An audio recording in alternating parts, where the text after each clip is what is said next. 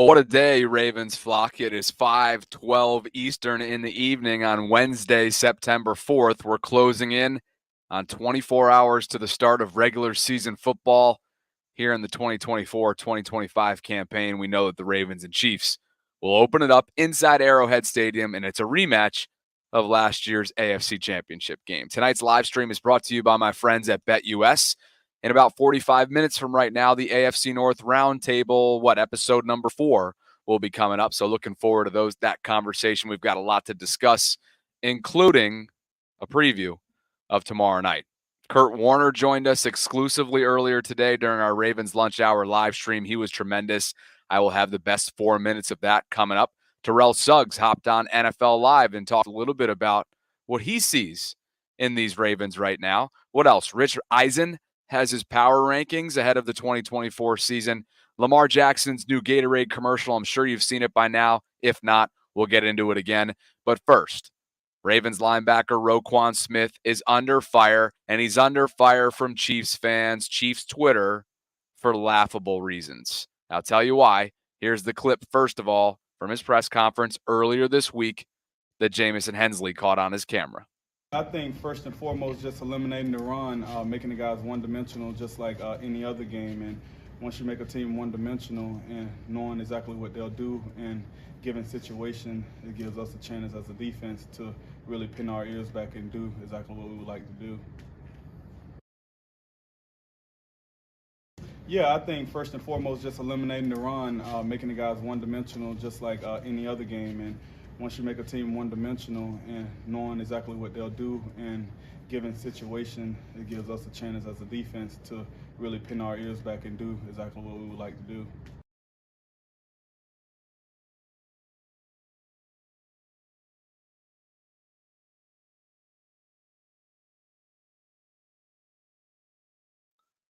So, as you heard there, Roquan Smith, the question posed to Roe, how do you stop Patrick Mahomes and company? What's the defensive strategy going in? And Roe, as any standard defender, any standard answer would be, said you got to stop the run and make them one-dimensional. That's our key. That's our goal. The most standard procedure answer you can give. And yet you've got Chiefs Twitter running around, running hot over that answer, as if they're looking for something to get riled up over, including their former offensive lineman, Mitchell Schwartz, who spends a whole lot of time on Twitter spewing nonsense. He quote tweeted Jamison, and he said, for the Ravens fans out there, is he trolling or is he being serious? Well, Mitchell, I shouldn't have to tell you this. You have a lot more service time under your belt to my 0 years of service time in the NFL, so I'm not even sure why you're asking this question. I think we can throw it back on you, Mitch, to be honest. Are you trolling or are you being serious? James Palmer, formerly of NFL Network, said it best. Responded to Mitch and said, or the third option. The canned answer every defensive player gives every week, no matter the opponent. This is called a nothing burger, folks. This is called let's drum up something because we don't have something to be running hot over. Because everybody gives the Kansas City Chiefs their flowers, whether it's coaches, whether it's personnel, whether it's players, whether it's media pundits. We all say the same thing. We give them their due. Priority number one, if you're the Ravens and company, if you're Zach Orr in your first game as a defensive play caller, you know the drill. Make sure you stop the run, make them one-dimensional, and you handle the rest afterwards, which is a load. We all know that. Mahomes and company with Kelsey and Rashee Rice, and now the speedy Xavier Worthy out of Texas, the rookie. I'm sure they'll use him accordingly. McCole Hardman, Marquise Brown will be at some point healthy. We won't have to see him. That's just one less element of speed. He's banged up right now with a sternoclavicular AC joint sprain. So I found this to be pretty funny, to be honest with you. Chiefs Twitter, not so much. Before we continue the conversation, lots of content to get to. Glad you're with me. on this Wednesday evening. A quick message from this episode's sponsor. Michael Vick at BetUS.com. Catch an incredible 125% sign-up bonus on your first 3 deposits, plus 10% gambler's insurance. BetUS, my online sportsbook and casino. Well, thanks to BetUS for hopping on the program yet again for another season and sponsoring not just this episode, but my entire channel all football season long. It is appreciated, and you should know if you want to throw some money around responsibly this football season, a great place to do so is BetUS. They are offering a 125% deposit match on your first 3 deposits up to $2,000. They've got the fastest payouts in the industry. You've got fast and easy deposit and withdrawal processes, 24/7 personalized service, 365 days a year. You've got live wagering on all major games. They'll give you 10% back on your net losses twice a year. You also get your own personal account manager. You can get started by visiting the link that I have included in the top of the show notes below, and I'll take you into the site real quick. The Ravens are 3-point underdogs. The over-under is set at 47. And look at all the different props you can get in. Take your pick. Team to score last. Team to score first. Highest scoring half.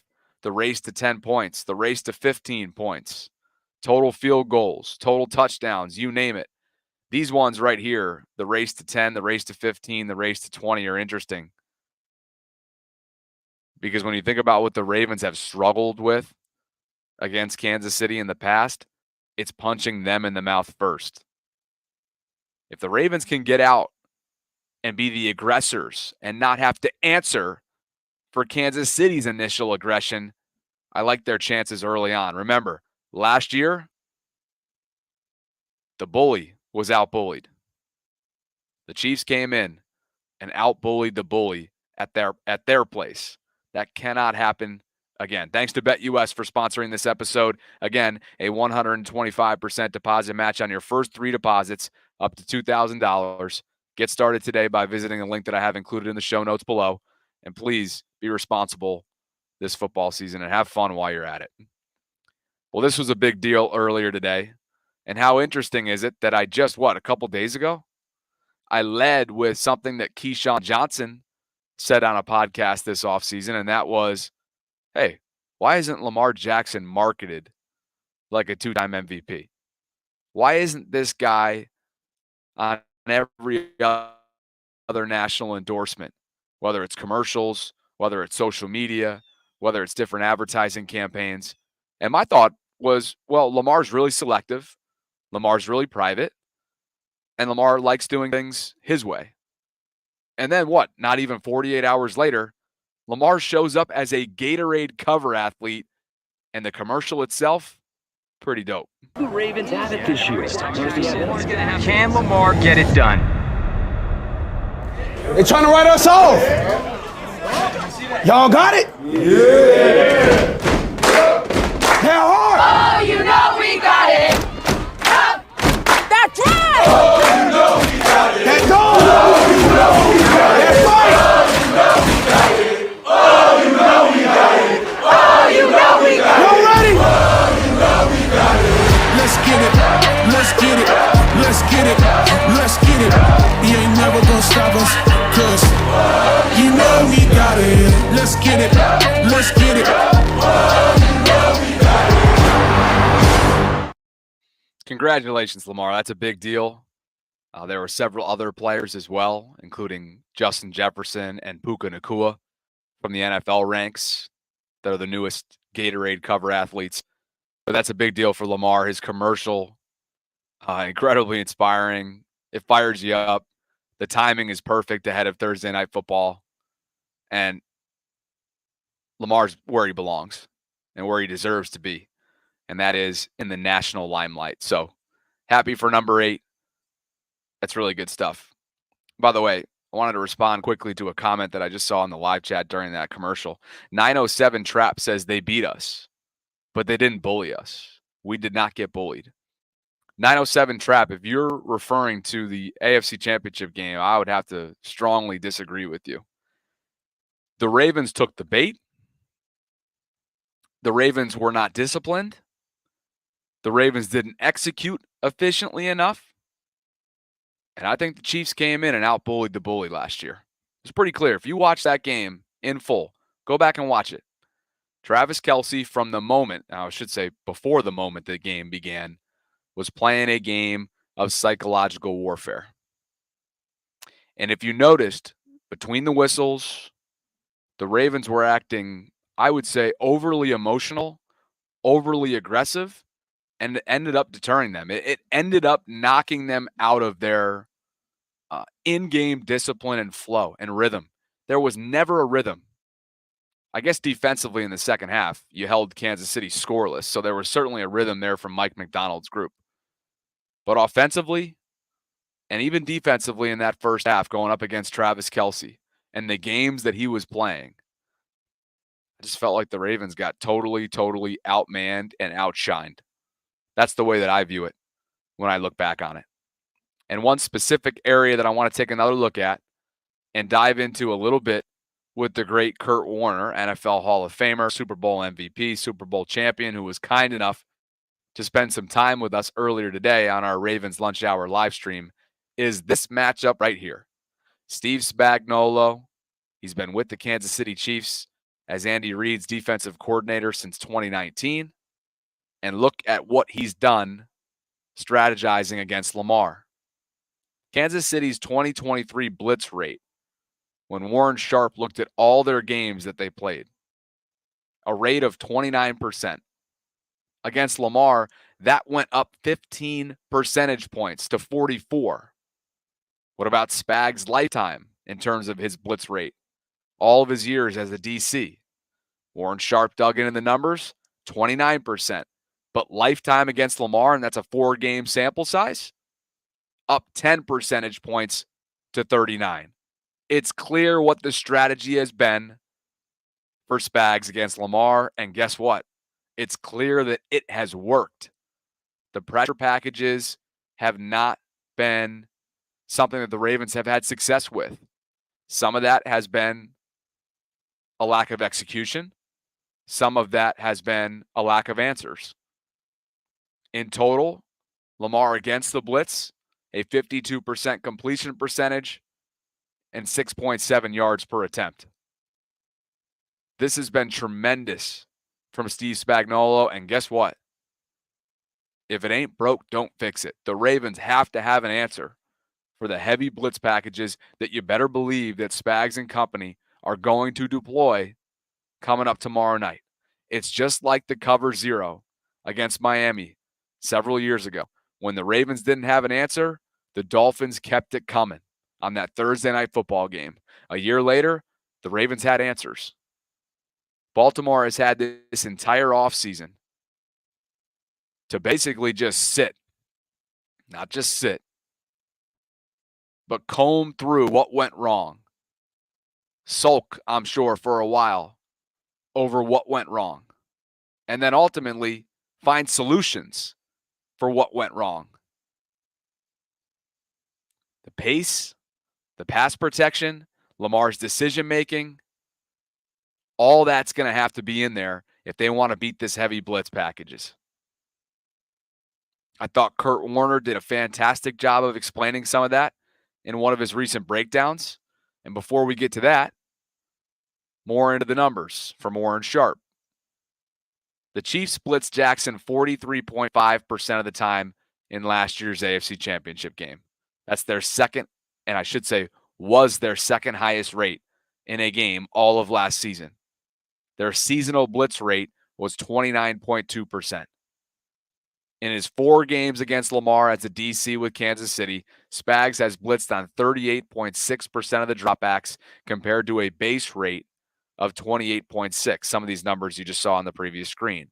In those outings against the blitz, Lamar's completed just 51.9% of his passes for 6.7 yards per attempt and 2 touchdowns. He goes on to talk a little bit about the offensive line and some of the newness that comes with it. Also, in the 4 games against Spags, Jackson has averaged only 9.3 passing points per game for fantasy. I'm not going to talk about fantasy football right now because we're talking about X's and O's. You get the point. It hasn't been good enough. And Kurt Warner took a look back at why. Protection. Okay, we got a man for a man, right? But we got to pick it up here. Back ends up blowing it right here. I don't know, maybe there's a shot at this big corner route right there if he's got time. Back loses his guy there. Boom, now we're leading to another sack throwaway type situation, right? Not capitalizing against the pressure. They're just going to keep bringing pressure. And this is what they want, okay? Didn't get the sack, although we could have. Could have had a few of those in this game. We didn't get it, but it's a throwaway. It's a loss down for them because we're winning with our pressure package. As good as Lamar is, you come into this game saying, okay, you're going to beat us. You got to beat us by being special 10, 12 times in the game. You can be special 3 times, as we've seen already. That's not going to beat us in a football game, even as great and as special as Lamar Jackson can be. Got to beat us in critical situations. Here's another one. Pick up the pressure. You get your one-on-one with your main guy. Got to make the play. Got to make the catch. Looks like a good throw right out in front of Mark. Got to catch this. Yeah, it's tight. Yeah, there's good coverage. Got to make these kinds of plays and these kind of moments to beat the best teams in the league. All right, here they come with the pressure again. Again, not a great job by the back. Dips his head. Loses his protection. Right on Lamar Jackson again. But even with that being said, all right, we've got a couple options. Okay, so if you're trying to beat it with the pressure, okay, here's a great opportunity right here. Off coverage, hit your shallow, get that guy running. You're going to watch a double move here by Zay Flowers, which I know is what Lamar's waiting for. We block this guy up and eliminate him. I got a good pocket, and watch the double move come out. So you got the shallow there. Would have been a nice positive play in that situation. But watch the double move. Boop, boop. There it is. Right? There it is. There's a touchdown right there. A touchdown opportunity if we block our guy. Can't miss these opportunities against pressure, against good teams. Now we're, again, getting sacked when it could have been a touchdown. Could have been a first down. Could have been moving the chains in a tight football game. Huge. Huge. Part of Kurt Warner's QB confidential breakdown that he took an in-depth look on, and then he expanded on some of those thoughts today with us in a very spontaneous interview. What I mean by spontaneous is that Kurt was scheduled to come on tomorrow at 12:30 Eastern on game day. But I think he figured out or maybe mixed up his travel schedule. So I got a text from him right in this chair at 12:29 today saying, hey, are you sending me a link? I'm like, oh, shit. No. But literally, I looked at Sarah in real time. Some of you probably were watching live. And I was like, I think we got to have him on now. We haven't prepared whatsoever, but I think we got to do it or else we're going to lose him. And so I've put together the best of when it comes to Kurt. And in this case, he looks at something that he refers to as quarterback layups that are absolutely necessary for today's day and age. And I thought he did a good job of sort of tailoring it to Lamar Jackson's capabilities, spreading the burden, right? Not having to be Superman all the time. But what we saw, what was interesting, and I'll break this down more on the other side of this. What was interesting about the AFC Championship game was that he didn't take the opportunities when they were presented to him to be Superman. At other times, he was forcing things, trying to be Superman. Whereas so much of last year, year one in Todd Monken's system, was him being comfortable, not only dethroning himself, not having to be Superman every single game, right? But spreading the burden around, using the investments around him from a playmaking standpoint to give it up, to divvy it up accordingly, which obviously doesn't take as much of a toll on his body. Listen to Kurt here. We'll talk more on the other side. It's what I call making layups. So what I mean by that is it's not just the easy open throws aren't layups, or not just the quick throws are layups. To me, layups are when you have a play and it's definitive what the defense is doing and where the ball should be going, and you make those right decisions. And of course, you make the right throw, most of the time, that's what I call the layups. You know, when there's the easy things out in front of you that I would expect an NFL quarterback to do. Make that throw, make that read. That's, to me, football 101. And if you're an NFL quarterback, you have to make those things, and you make them on time. I believe if you do that, you always give your team a chance, right? If you can be that kind of guy, you're going to give your team a chance because you're making the play that's out there in front of you. And then from there, it's like, okay, but and then what special trait can you give me, right? And that can look differently. It can look like Steve Young or Lamar Jackson, or it can look like Tom Brady. Like Tom Brady's special isn't running around and creating. Man, it's making that great throw into a tight window. It's stepping up in the big moment and performing his best. But what Tom did is he made the layups every single time. And so, so I kind of use that to me as the starting point for what I want from NFL quarterbacks. Now, I use this analogy all the time, so I'll throw it out there for you guys. All right. I am a huge Andy Dalton fan. Okay. Love Andy Dalton because Andy Dalton is that layup guy. He's not going to wow you with his physical ability, but he's smart. He's got great timing. He's got great accuracy, and he's going to make the layups most of the time. And when you have a quarterback that makes the layups, they are going to be like an Andy Dalton. He wins a lot of games. He got Cincinnati. He turned the corner. They got to the playoffs every single year. He's one of the 32 best quarterbacks in the world. But he couldn't necessarily elevate you beyond that. And so let's just say, Andy Dalton is a 75, okay, out of 100. Okay, so 75 is a starting quarterback in the NFL, a good quarterback, a winning quarterback in the NFL. So for me, there's some kind of ratio that says I have to get to at least 75 to be a starting quarterback and a winning quarterback in the NFL. Now, how do I get there is the question, right? Am I Andy Dalton where I get there basically all 75 is by making the layups and doing the right thing? Or am I a Lamar Jackson that maybe is at 50 in terms of the layups, but I'll give you another 35 in terms of athleticism. So I elevate myself to a higher number. But all I'm going to say is that if you have to continually depend on the special, it gets really, really hard. And that's even for a two-time MVP. And that's even for a great player like Lamar Jackson. Because what happens is when you don't get the special, the conference championship game, right? You don't get to live in the special. Can you still win against good teams in the league? And what I believe is those layups, playing on schedule, however you want to term it, playing the game inside the pocket, kind of mind and processing first. If you can do that, you always give yourself a chance. Even if there's no special in the game, you still give your team a chance to win.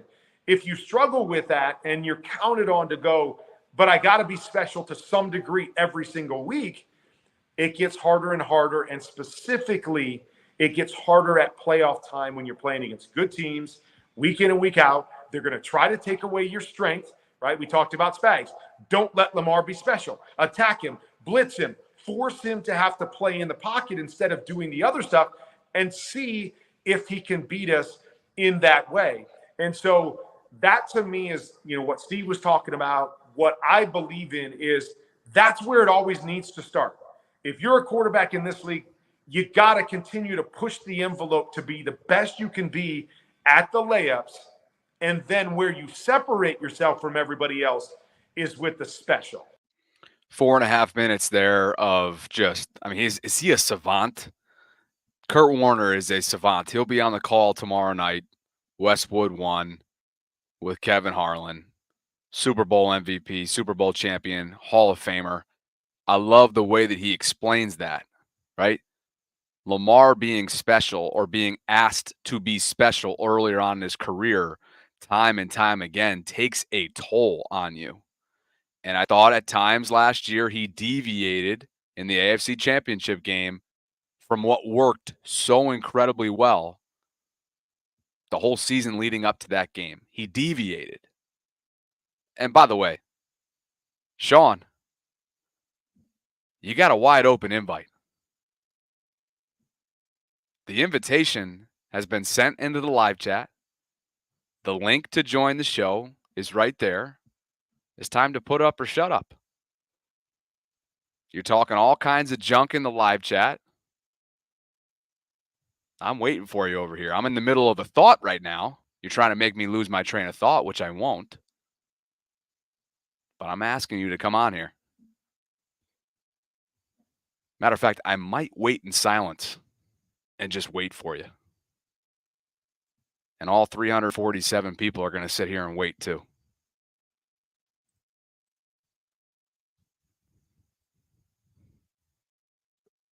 Okay. Sean is in the waiting room. Let's see if he turns on his camera. I'm going to give him a second to turn on a camera. Audio only is not good enough for me. Come on, Sean.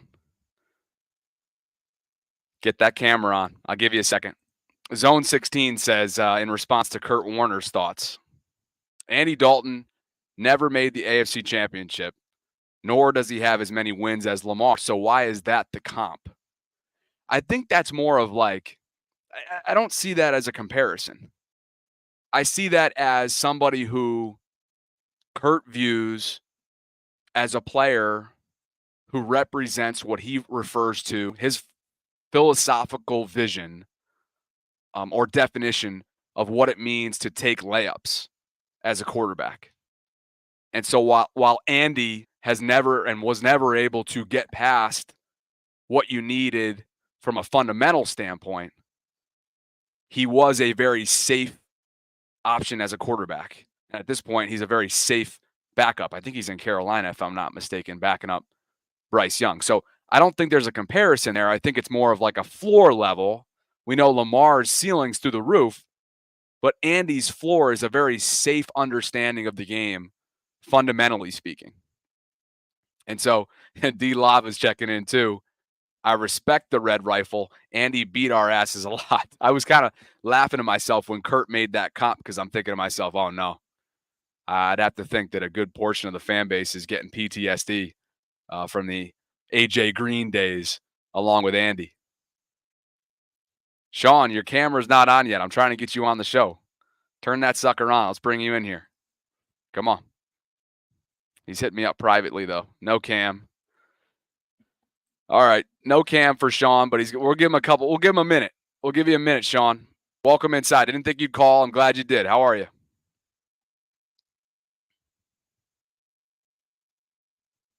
Sean.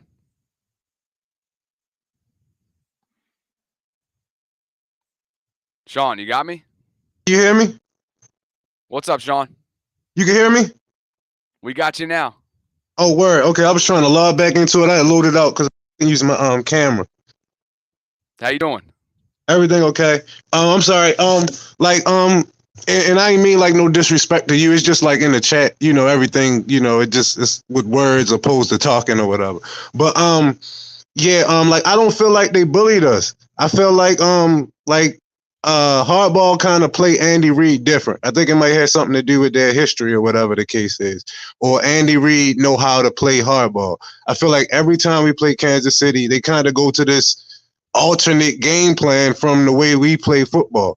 Now, I agree with that, but I do look at it like we couldn't run the ball. We weren't able to run the ball. The ball was not being ran. So we had to throw the ball. I don't call that Lamar trying to be Mahomes. I call that playing football. If you can't do one thing, you got to do the other thing a little better. Lamar is able to throw on Kansas City. He racked up about 240-something yards in the air, another 50 on the ground versus Kansas City. Lamar is not the problem. Lamar is producing. It's a matter of what's going on with the coaching. That was why we get into a game where we can't run. I don't understand that. What, broke down exactly or how that went exactly. But I would never look at it like we got bullied. I get the Kelsey, and he's somebody I like. I don't like Mahomes so much, but I like Kelsey. I'm big on tight ends though. But he was, I guess you could say he was kind of pushing people around, but we don't play football like that. We are a very disciplined team. We try not to get penalties or people having their own personal problems causing problems on the field for everybody on the team. We don't play like that. We're not taught to play that way. We're more fundamentally sound. We're more trying to avoid injury on us and the people that we're playing against. We don't have to play that way. When we hit them, we can do that. But we doing legal hits. We don't play dirty. We don't play like that. We don't, we don't have to crouch down to that. We just got to be more physical with them. Yes, we can't let Kelsey get out on Hamilton and whoever else may be the case. Put hands on them, touch them. That's all you got to do. And it's not that much to it. I wouldn't say we were bullied in no type of way. Sean, yes, we lost. We did lose.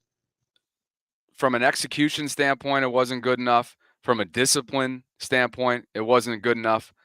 And from the moment that game began, Sean, they were bullied. They were bullied. Now, what Zay, the guy had his foot when he got up to get off of the ball. So he's not supposed to get off of my feet. Why is you still holding on to my foot after that's what they were doing. After the whistle were blown, they were still ongoing tussling and everything else. When we're done, the whistle is blown. Why are you still playing after the whistle? We play to the whistle 100%, but they're playing after the whistle. Sean, that's what's going on. I'm with you. There was I'm a not lot convinced. of stuff That's not nobody bullying. They gonna get handled. If that was a person, that person will get handled next time. I'm not going to allow them to do that next. That's not a bully. That's not no way, shape, or form. Sean, I'm with you in the sense that after the whistle, there was some bullshit that was going on, right? That the whole game Ravens, before the whistle with Justin Tucker. Before the whistle, Bobby. Yes. But what always happens though? Whoever retaliates ends up getting their wrist slapped. That was Zay. Zay didn't retaliate. He said, "Get off of me." Anybody got the right to that? Nobody has the right to be hugging on to you. That's the definition of retaliation. That's not retaliation. Is pushing him, something like that, snatching your foot out of his hand so that you can either keep your balance or go on with your next play. That's not retaliation. That's what they got the flag for. I grant it, but I don't see that the same way, and I'm not going to. You know what I mean? I'm not saying that at you, but I'm just saying I'm not gonna change the way I feel about that. It is what it is. We'll agree to disagree. I'm glad you called in. I'm up against the clock here a little bit, but next time I want that camera on. You got some good stuff. I appreciate you for calling in. I appreciate it. Thank you. I ain't never been on before. Thank you. I appreciate it. Have a good day. All right, sounds good. And keep talking shit to me in the live chat too while you're at it. Rasheen Ali is on the injury report, and he is listed as doubtful with a neck injury. He's that rookie running back out of Marshall. So I would have to think that either means Chris Collier or John Kelly will be called up as RB3, or perhaps the Ravens will just go with 2, meaning Derrick Henry and Justice Hill. As for Adisa Isaac, another rookie, he's listed as out. Hopefully he doesn't end up on injured reserve. That means the Ravens feel like they're not going to see him for the foreseeable future, dealing with that hamstring setback. And by the way, can we give it up to Sean? I didn't think he'd call in. It's a good call. I don't agree with some of his points, but I am glad that he called in. So thanks, Sean. Terrell Suggs, one of the players that is now eligible for induction into Canton, the Pro Football Hall of Fame. He had this to say about Lamar Jackson's Ravens on NFL Live earlier this week. Pressure first and foremost, because Baltimore, that's a straight blue-collar city. And if you don't play well, you're going to hear about it. You're going to hear about it throughout the week. And, it definitely affects us. When the Ravens are winning, the crime in the city goes down. You know what I'm saying? Like, it's crazy. Yeah. So it's like, to be the face, man, it's a tremendous honor, but if you don't play well, you're going to hear it. So they got to continue to play well. And as far as, getting over the hump, we can't just rely on 1 or 2 players. It's got to be a team. Everybody's got to be, pot committed, so to say. Everybody's got to be a Super Bowl or bust. You know what I mean? It's like, as we clearly learned, teams change every year. You're not going to have the same team you had the year before, so when it's your time to kind of, when you're the best team, you better punch your ticket because championships are guaranteed. You know, the days are long, but the years are fast. And, you know, your window of opportunity for winning the Super Bowl, it will rapidly close on you. So every man on that roster, it can't just be, you know, MVP Jackson kind of, you know, trying to lead the team. Everybody is kind of like, all right, put it on themselves to kind of get over the hump.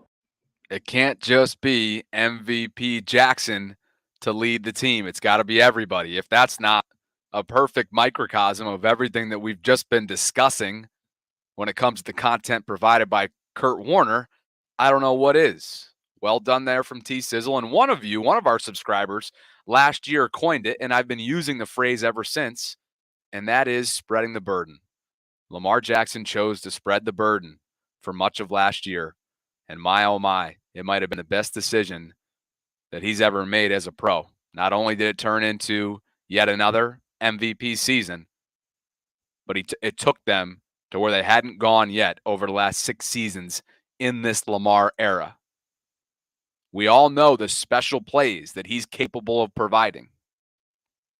But when special becomes a requirement in order to win, that takes an immeasurable toll on your quarterback. And ultimately, again, this is immeasurable. I'm guessing that it shaves off longevity. And so while the special will always be there, and that's a part of Lamar's game, whether it's improvisation, whether it's electricity, whether it's explosiveness, whether it's the street ball mentality, whatever it is, the special will always be there. But taking what the defense gives you, taking the layups, if you will, to use Kurt Warner's phrase, hitting your checkdowns and not going for the home run. It's kind of playing the long game, but perhaps that's one of the formulas for success for LJ8 in season number 7. Before we jump, Rich Eisen's power rankings ahead of the season. Where does he have the Ravens? Here you go. Any AFC teams that can stand in the way of the Chiefs by the end of the year, I think it's the Texans. Even though I'm putting the Ravens above them right now, I still think I have to pay enough homage to what the Ravens did last year to put them in my top 5 right now. Yes. They have a 2-time MVP and the reigning MVP of the league. I got to pay them respect of putting them in the top 5. Even though, you know, later on my AFC North prediction before we finish this show might surprise you a little bit. I'm putting the Ravens here at 5. Okay, and how about his overall top 10? That seems like it's a little, I'd have the Ravens a little bit higher, certainly higher than the Eagles, even though on paper the Eagles have a ton of talent. Here's the list. Chiefs, of course, top 2, and they ain't 2. Detroit, 2. San Francisco, 3. Philadelphia, 4. Baltimore, 5. Houston, 6. Cincy, 7. Miami, 8. Dallas, 9. And Atlanta is 10. Here's why I'd have the Ravens over the Eagles. While on paper, perhaps Philadelphia could be viewed as the top team in the entire league, I'm not convinced just yet that they are functional, highly functioning from an organizational standpoint. We all remember what happened last year. A collapse of epic proportions. Lost 6 of their last 7 after starting 10-1. And we know how much turnover that they've had in recent years at coordinator, which can never be discounted. So I can understand why Kansas City and San Francisco would be above Baltimore. But Detroit and Philadelphia, I think I'd have the Ravens comfortably at 3. But then again, the Ravens do have some question marks, and we understand that, particularly when it comes to the offensive line. Let me be sure to shout out Lamar Dixon and Neil Floor for all the love that you guys give me on a monthly basis and the support that you invest in me through Patreon. Thank you both for believing in what I'm building. If you guys haven't already done so, and you want to hop on to kind of kickstart the beginning of football season, you can do so by visiting patreon.com/bobtrosset. You can support the channel for as little as $1.99. I appreciate you guys so much. Thank you, Lamar. And thank you, Neil. While you're at it, connect with me on Instagram, football. Connect with me on Instagram, Twitter, and Facebook. I'm now back on Facebook, finally. If you guys have been following along, I built my Facebook page up to 50,000 followers, and then in December, it ended up getting spammed and deactivated. All right, so quickly, I'll take you over there. I'm going to start creating on there. That was like my hub. That was my baby. And then it all got taken away in December. Well, I am back. Here is the account. Literally just started it. 34 likes and 121 followers. There's Kurt.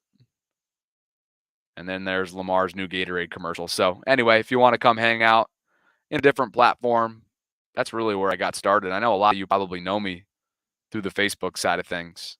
Looking forward to getting back into that space. But would love for you guys to connect with me on Instagram, Twitter, and or Facebook this football season. I appreciate you guys. Join the Bobby Baltimore Discord server while you're at it. It's a 24/7 hub for conversations surrounding Baltimore sports. All that information can be found in the show notes. And we got a quick little turnaround here because in 6 minutes, the 2024 episode number 4 AFC North Roundtable episode will be underway. So I will see you over there. Go check us out, AFC North Roundtable. It's a brand new YouTube channel. Hey, Sean, thanks for calling in. Appreciate you. Tila, Evan, all my OGs. Thank you, guys. Evan, great question that you posed to Kurt today. Thought that produced an awesome answer. And I'm going to go take a quick bathroom break, get some water, feed the dog, and get all over Zim. You know I'm going after him tonight. I think he's still upset with me with my Brandon Stevens comment. Thank you to BetUS for sponsoring this episode. And I will catch up with you guys in a few minutes on a different platform. Talk to you soon. Later, guys.